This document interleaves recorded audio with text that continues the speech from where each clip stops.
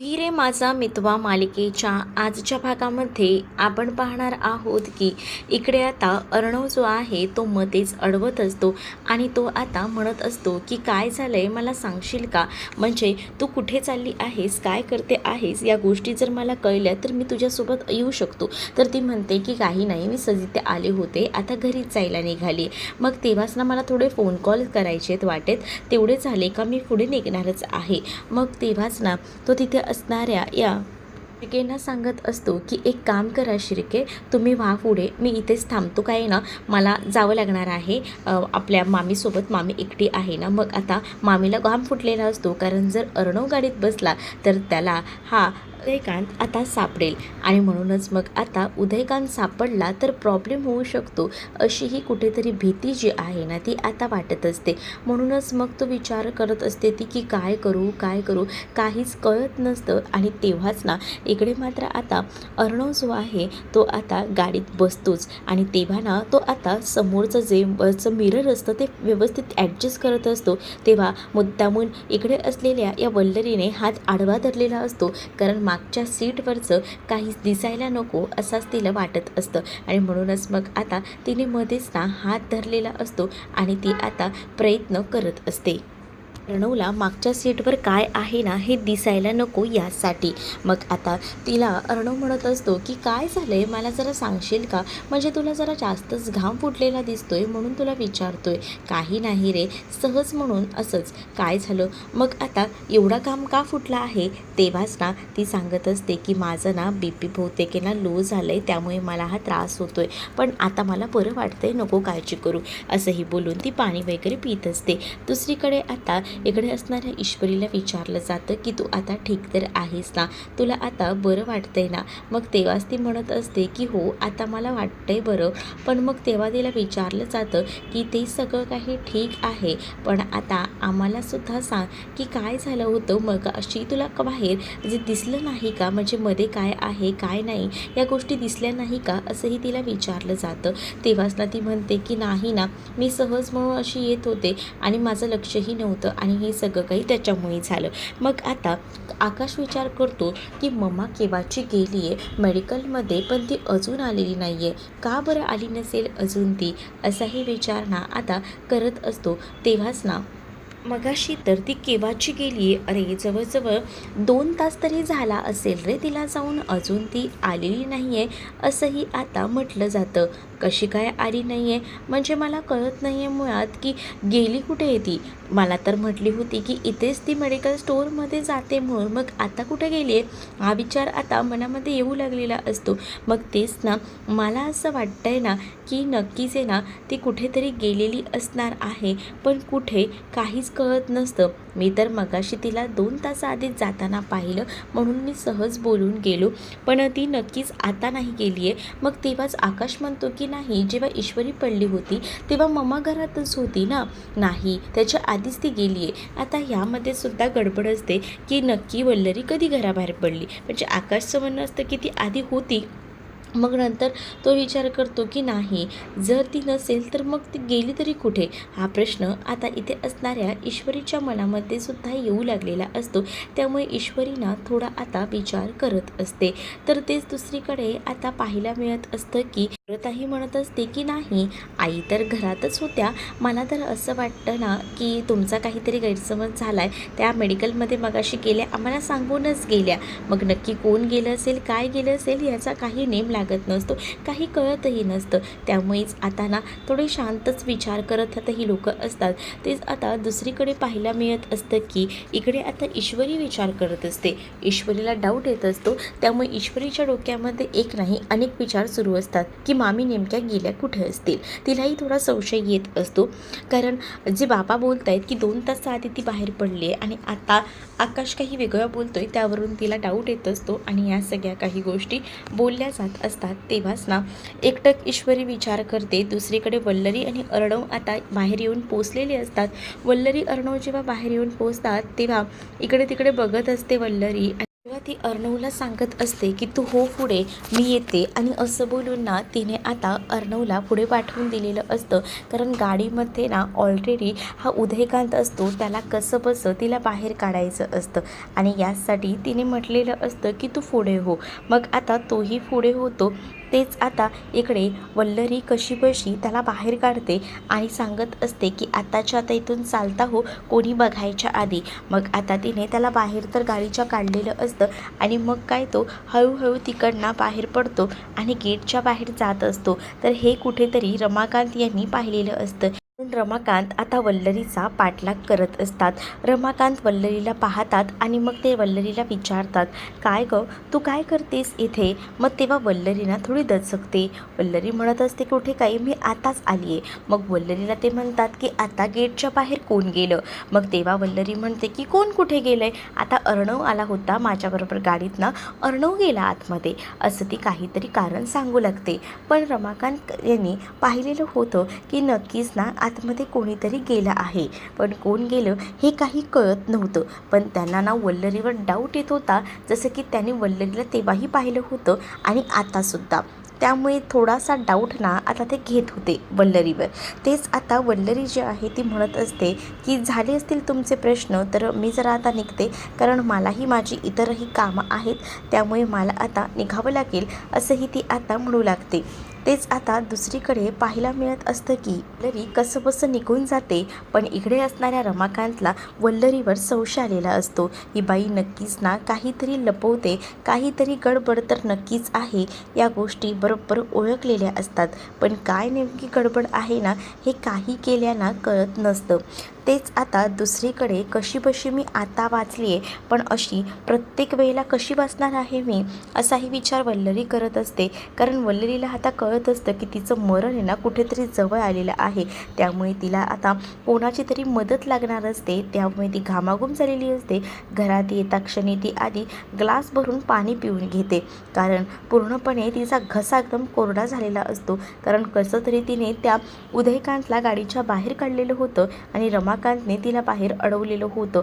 या सगळ्या काही गोष्टींना तिला आता त्रासदायक वाटत असतात आणि त्यातच ती म्हणत असते की मला ना ह्या सगळ्यामध्ये ना नक्कीच आहे ना कोणाची मदत घ्यावी लागणार आहे, नाहीतर हे प्रकरण माझ्या अंगलट येईल, असाही विचार ती करते. मग तिच्या लक्षात येतं की माझ्या बरोबरीला आता माझी हेल्प करायला एकच व्यक्ती आहे, ती म्हणजे लावण्याची आई.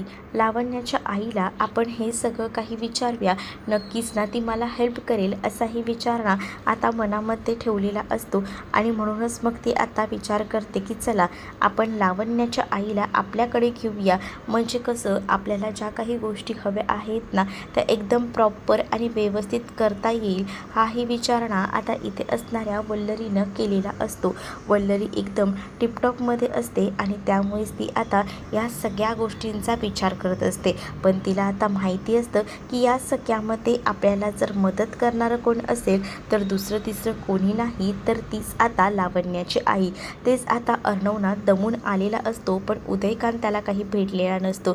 तेच ईश्वरी आता अर्णवला बघते आणि अर्णवला म्हणत असते की अर्णव सर, तुम्हाला काही देऊ का खायला वगैरे, म्हणजे थोडं खाऊन घ्या ना, जेवून घ्या, असंही आता ती म्हणत असते त्याला. अर्णव म्हणतो की नको, मला ना आता खूप जास्त दमायला झाले, नको वाटतोय ग काहीच, असंही आता बोलून तो तिला सांगत असतो.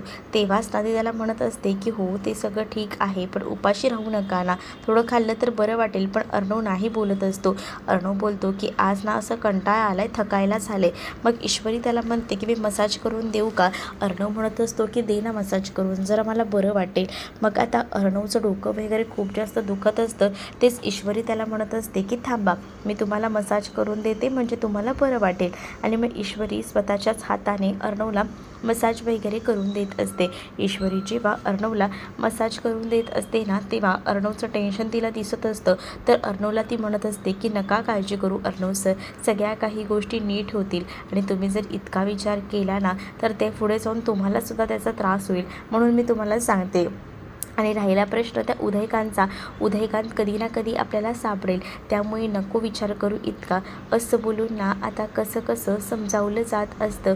या सगळ्या गोष्टी जेव्हा आता बोलल्या जातात तेव्हा मात्र आता अर्णव थोडा रिलॅक्स असतो. ईश्वरीला म्हणत असतो की खरंच ना मला ना खूपच बरं वाटतंय. काय बोलू तुला, इतकं भारी ना, खरंच तू खूप छान असं मसाज करते. मी तर म्हणतो की तू मसाज पार्लर का सुरू करत नाही, पार्ट टाईम जॉब करच हा, असंही आता अर्णव ईश्वरीला सांगत असतो. ईश्वरीसुद्धा अर्णवच्या या बोलण्यावर हसू लागते आणि आता ती अर्णवला मसाज करून देत असते. मग दुसरीकडे आता अर्णवला ती म्हणते की आपल्याकडे तो बघा ना मसाजर आहे, त्याच्याने तुम्हाला मसाज करून देऊ का. त्यावर मात्र आता नको ग, कशाला उगाच, असंही आता तो म्हणत असतो. आणि जेव्हा हे सगळं काही तो म्हणतो ना, तेव्हा का उगाच कशाला, अहो तुम्हाला बरं वाटेल, तुम्हाला बरं वाटतंय ना, त्यासाठी तुम्हाला मी सांगते. मग आता तोही म्हणतो की चालेल ठीक आहे, घे मसाजर कर थोडं. मग आता ती मसाजरने त्याला मसाज करायला सुरुवात करते. तेव्हाच ना त्याला आता त्रास होऊ लागतो, पण तो रिलॅक्सपणे ईश्वरीकडनं पूर्ण मसाज करून घेत असतो. ईश्वरीलाही आता अर्णवला पूर्ण मसाज करून द्यायला ना एकदम भारी वाटत असतं. ईश्वरी त्याच्याकडे बघत असते आणि त्याला म्हणत असते की आता बरं वाटतंय ना तुम्हाला. तर ईश्वरीला तो म्हणतो की हो हो, आता वाटतंय मला बरं, थोडंसं वाटते. मग आता ईश्वरी म्हणत असते की आता तुम्हाला वाटणारच बरं, एवढं छान वाटेल की बघा. मग आता तुम्ही काळजी करू नका, आता तुम्ही झोपा, कारण आहे ना तुमच्या मनात विचार सुरू झाले की हे सगळं होतं. आणि त्याचबरोबर आता अर्णवला ती मसाज करून देत असताना थोडी मजा मस्करी करत असते, कारण त्या मशीनने ना पहिल्यांदा अर्णवला गुदगुदली वगैरे होते, त्यामुळे अर्णव हसू लागतो. अर्णव तिला म्हणत असतो की नको, पण ईश्वरी कुठे ऐकते. ईश्वरी म्हणत असते की थांबा थोडं, याच्याने तुम्हाला बरं वाटेल. आणि असं बोलून ती आता त्याला पूर्णपणे मसाज व्यवस्थित करून देत असते. मग आता अर्णवही ईश्वरीमुळे खूप जास्त खुश असतो आणि तो थोडा स्ट्रेस फ्री होतो, कारण त्यालाही असं वाटत असतं की उगाच आपण या सगळ्यामध्ये विचार करत बसतोय, उदयकांचा पत्ता तर सापडेल आणि त्यासाठी तो प्रयत्न तर करतोय. त्यातच कंपनीचं सुद्धा टेन्शन त्याला थोडंफार असतं आणि त्यामुळेच त्याचं आता बोलणं सुरू असतं. इथे ईश्वरीला अर्णव म्हणत असतो की आता बस झालं, पुरे झालं. ईश्वरी म्हणत असते की हो, मलाही तुम्हालाही करून देताना बरं वाटतंय, म्हणजे तुम्हाला थोडं बरं वाटतंय ना, त्यातच मी धन्य पावले असते की ईश्वरी आता अर्णवला म्हणत असते. तेच आता अर्णव आणि ईश्वरी यांचं बोलणं सुरू असतं. तेच आता इकडे मात्र पाहायला मिळत असतं की या सगळ्या काही गोष्टी तर होत असतात. तेच वल्लरी ना आता जाते आणि वल्लरी दुसऱ्या दिवशी सकाळी जाऊन ना ती जी सौदामिनी आहे तिचे टायर ती पंक्चर करते, जेणेकरून ना सौदामिनीला गाडीतला जाता येणार नाही आणि मग मी तिला लिफ्ट देईन, असा काहीसा डाव ना वल्लरीचा असतो. वल्लरीला त्या सौदामिनीसोबत बोलायचं असतं, यासाठी तिने ही खेळी रचलेली असते. तेच आता दुसरीकडे पाहायला मिळत असतं की इकडे वल्लरी जी आहे ती बसलेली असते आणि तेव्हाच ना त्या गाडीमध्ये इथे बसायला सौदामिनी येते. सौदामिनीला कळतं की तिची गाडी पंक्चर झाली आहे. तेव्हाच ती ड्रायव्हरला म्हणते की मला गाडीवर लक्ष ठेवता आलं नाही का, लक्ष ठेवायचा होता ना.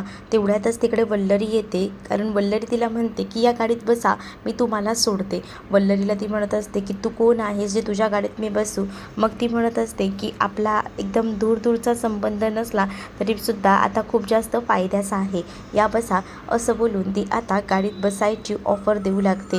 मग आता गाडीत बसायची ऑफर दिल्यानंतर ती म्हणत असते की ठीक आहे, मी येऊन तर बसते. मग तेव्हाच ना वल्लरीच्या गाडीमध्ये ती येऊन बसल्यामुळे वल्लरी खूप जास्त खुश असते. वल्लरी आता पाहतच राहते. वल्लरी आता स्वतःची ओळख करून देत असते आणि सौदामिनीला सांगते की मी अर्णवची मामी आहे.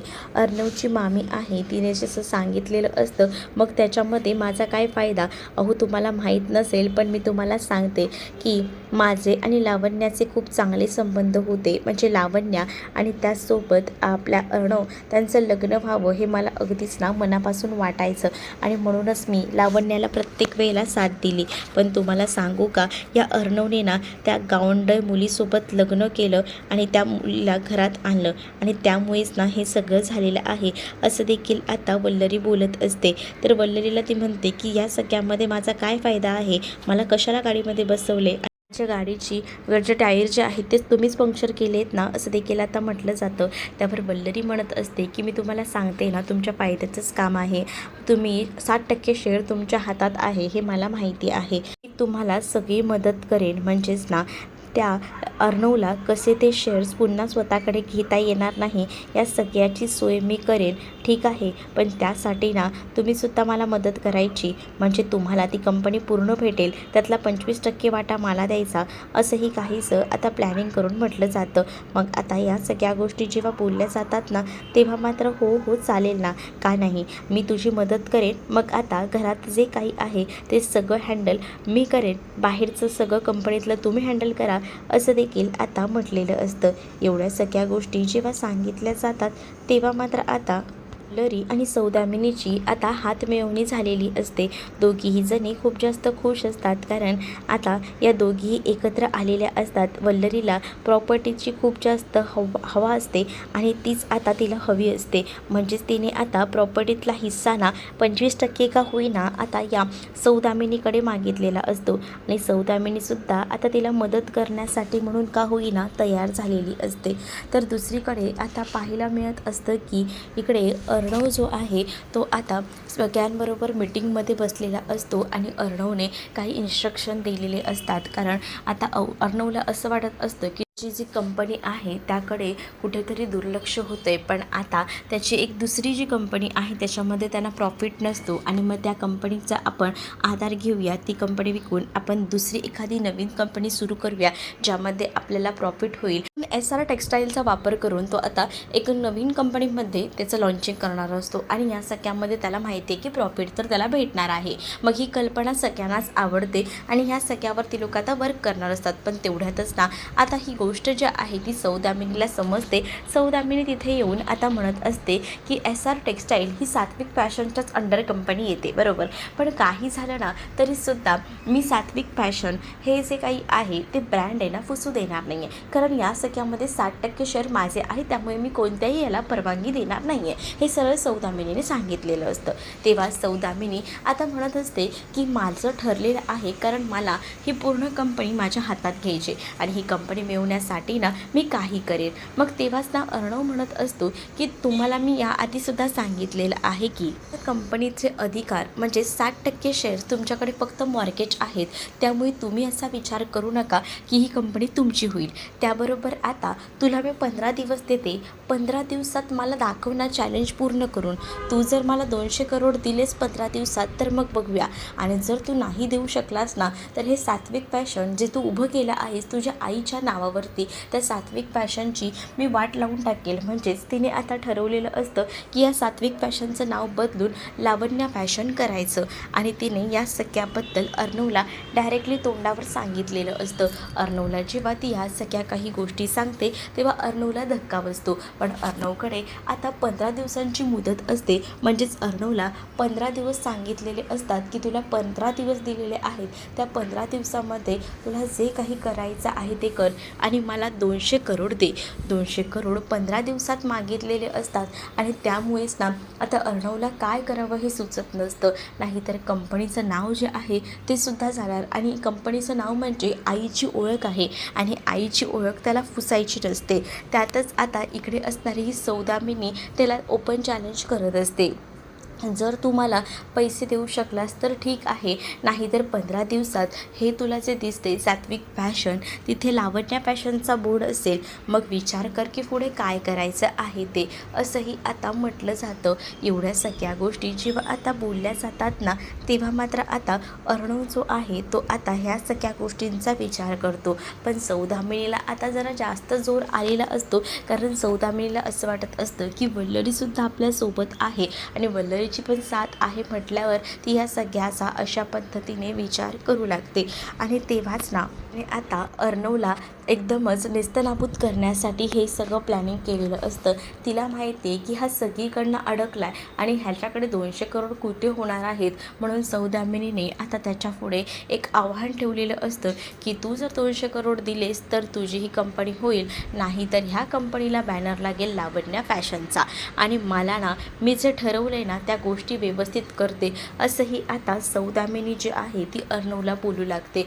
अर्णवला आता सुचत नसतं की ह्या सौदामिनीला काय उत्तर द्यावं, कारण सौदामिनीने थेट आता ना सात्विक फॅशनवर हात टाकलेला असतो. का तर हे सात्विक फॅशन तिला फक्त आणि फक्त पूर्ण स्वतःला मिळवायचं आहे आणि यासाठी तिचे हे सगळी काही नाटकं सुरू आहेत.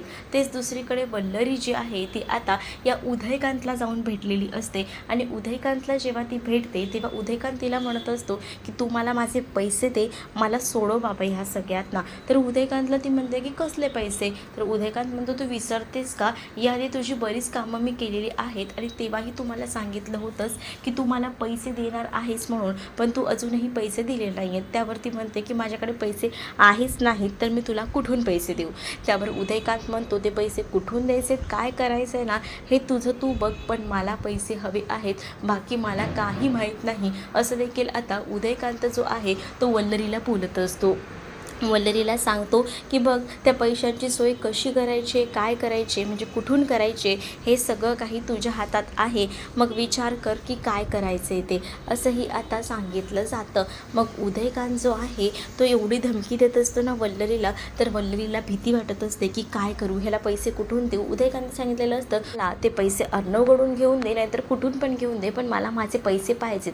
जर माझे पैसे मला नाही मिळाले ना तर लक्षात ठेव की मी तुझं काय करेन ते, कारण आहे ना मला सध्या पैशांची जास्त गरज आहे, असं देखील आता वल्लरीला उदयकांत बोलत असतो. वल्लरी त्याला धमकी देत असते आणि तोंड बंद ठेवायचं असेही म्हणत असते. त्यावर तो म्हणत असतो की हे तोंड बंद ठेवायलाच तर सांगतोय, मला पैसे लागणार आहेत, सो मला पैसे हवे आहेत, हे त्याने डायरेक्टली सांगून टाकलेलं असतं. आणि जेव्हा तो हे सगळं काही बोलतो तेव्हा मात्र आता वल्लरी जी आहे ती विचार करू लागते, जर ह्याला मी पैसे दिले नाही तर माझं काय होईल, असा विचार ना मनामध्ये कुठेतरी ती आता करत असते. तर दुसरीकडे मात्र आता पाहायला मिळत असतं की सौदामिनीने ज्या काही गोष्टी अर्णवला सांगितलेल्या असतात त्यामुळे आता अर्णव थोडा विचार करत असतो. तर सौदामिनी एवढ्या सगळ्या गोष्टी जेव्हा अर्णवला सांगते तेव्हा अर्णवकडे आता एक नवीन आव्हान असतं की 15 दिवसांमध्ये 200 करोड रुपये जमा करायचे. आणि सौदामिनी एवढं बोलून शांत नसते ना, तिला आता हे सात्विक फॅशन पूर्ण हवं असतं, यासाठी तिने ही नवीन चाल खेळलेली असते. आणि त्यातच ती आता म्हणतसुद्धा असते की बघ, आणि जर तुला हे जमलं नाही तर हे सात्विक फॅशनचे जेवढे बॅनर्स आहेत तर जेवढे लोगो आहेत ना ते सगळे काही काढले जातील आणि तिकडे फक्त लावण्या फॅशन होईल. मग बघ विचार कर की कसं जमतंय कसं नाही. या सगळ्या गोष्टी सौदामिनी तर बोलून जाते, पण अर्णवला या सगळ्याचा त्रास होत असतो. अर्णवला समजत नसतं की ह्या सगळ्या गोष्टी कशा हँडल करायच्या.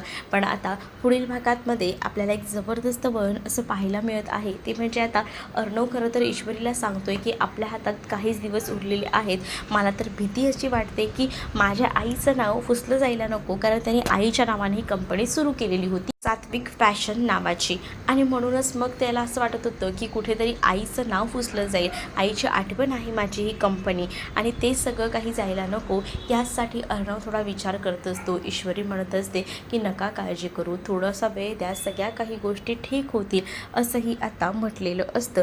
आणि जेव्हा एवढ्या सगळ्या गोष्टी सांगितल्या जातात तेव्हा मात्र आता अर्णव जो आहे तो म्हणत असतो की काय मार्ग निघेल. आणि तेव्हाच ना तिकडनं एक मोठा असा ट्रक जात असतो आणि तो जात असताना ना खूप जास्त अशी हवासुद्धा असते आणि त्या ट्रकमधनं अर्ध सामान खाली पडतं. त्यात काही पॅम्पलेट्स असतात आणि त्यातले काही पॅम्पलेट्स ते असतात ना ते आता अर्णव ईश्वरीच्या हाती सापडतात. मग अर्णव ईश्वरी जे आहेत ते आता पॅम्पलेट्स बघत असतात आणि जेव्हा ते पॅम्पलेट्स बघतात ना तेव्हा ईश्वरी अर्णवला म्हणत असते की हे बघा, ही तर एक मोठी कॉन्टेस्ट आहे आणि या कॉन्टेस्टमध्ये जर आपण भाग घेतला तर सगळ्या काही गोष्टी अगदी आपल्या मनाप्रमाणे होणार आहेत. म्हणजे बघा 1 बिलियन पैसे, म्हणजे 1 बिलियनची इन्व्हेस्टमेंट आपल्याला भेटणार आहे. मग आता ईश्वरी बघते तर तिथे त्या ट्रकवर गणपती बाप्पा मोरयाचं चित्र असतं. त्यामुळे ईश्वरी म्हणते की मी बोलले होते ना, बाप्पा आपल्याबरोबर आहे आणि बाप्पा आपल्यासोबत आहे, बघितलं आपलं काम झालं, आता तुम्ही काळजी करू नका, या सगळ्या काही गोष्टी आपल्या बाजूने असतील तर आपण जिंकू, असेही ईश्वरी सांगत असते. तर तुम्हाला हा भाग कसा वाटला हे कमेंटमध्ये मला नक्कीच सांगा आणि अशाच नवनवीन भागांसाठी आपल्या चॅनलला सबस्क्राईब नक्कीच करा. चला तर मग भेटूया पुढच्या भागात. तोपर्यंत टाटा बाय. व्हिडिओ आवडला असेल तर लाईक करायला विसरू नका.